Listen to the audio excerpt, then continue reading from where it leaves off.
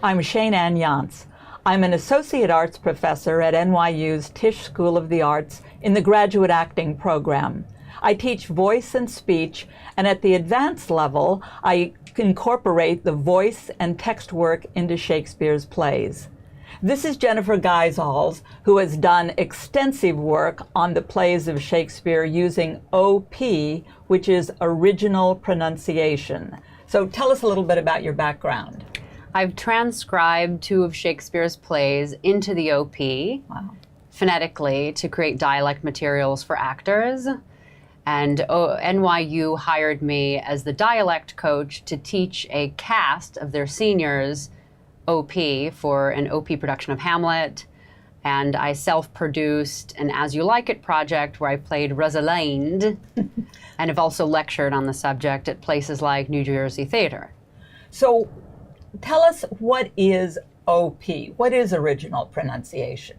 Original pronunciation is the way Shakespeare sounded when it was first performed. The performance is dramatically altered when you perform an OP. The speed changes, it's much faster. Puns that you wouldn't understand today, you do understand when you hear it in OP.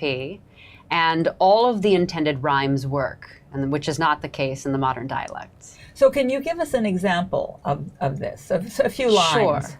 Let's hear a speech that we've heard many times before. To be or not to be, that is the question. Whether it is nobler in the mind to suffer the slings and arrows of outrageous fortune, or to take arms against to say troubles, and by opposing in them, to die, to sleep no more. Wow, I love to hear the music of it. What are some of the examples of what you're doing that changes it? OP is composed of many weak forms of words. Arrows becomes eras, and, slings and arrows, of, say troubles. And the result is a much faster performance. So that's from verse. Can you give us an example from prose?